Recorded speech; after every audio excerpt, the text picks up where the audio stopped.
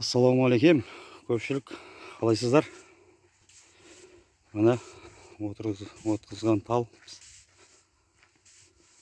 жағдайы мынандай болып тұр. Әзірге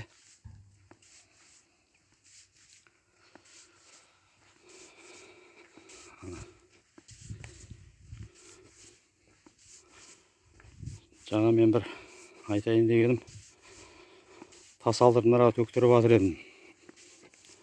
Сонан бастаттым.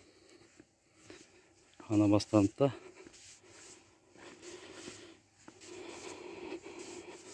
Құда қаласа енді қазір санап көреміз енді. Содан бері қарап 50 метрге түсті ма, или 60 метрге түсті ма бір қоба. Соған жетіп қалады ау дедім. Қазір енді мына қадамда тағы көрермін. Мына бір камаз тас 40 мыңмен келіп жатыр.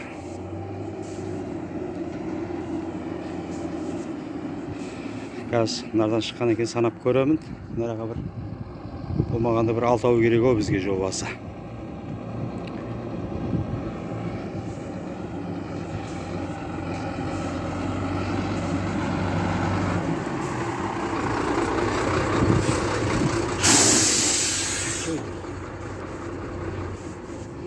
Осылай төктірдік. Мынаның әрі жүріп кеткенінде жақсы болды бізге шамал. Мынадан трамбовка қылып жасап жатқанында. Шырша егеміз осы жаға ғой енді, мына екі жаға ғой енді. Соған енді анау скамейкіміз қоймай тұрып, оны егеміз жоқ. Осы бастан еге береміз ба, алдырып. Әзірге қаржы бар ұқсайды ода, Бақытжанда.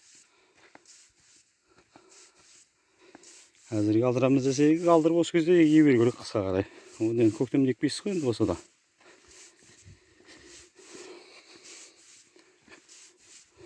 Мына төбелеттің үсті мынау. Қазір бір кіріп шықты машина. Мынау төбелеттен былай қарап, мына жерде бір 1, 2, 3, 4 5-ке бөлдірдім осы жерді бір. Енді бұлай қарап қазір қадамдап көрем енді. Анаған дейін. Мұнау енді чұқал қымайды деп отырмын енді өзім ойым.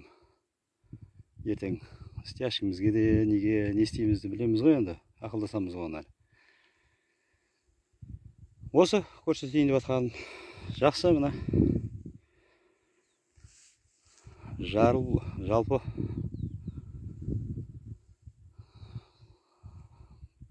осы жерді өткенде өзім қатты ойлап жүрем.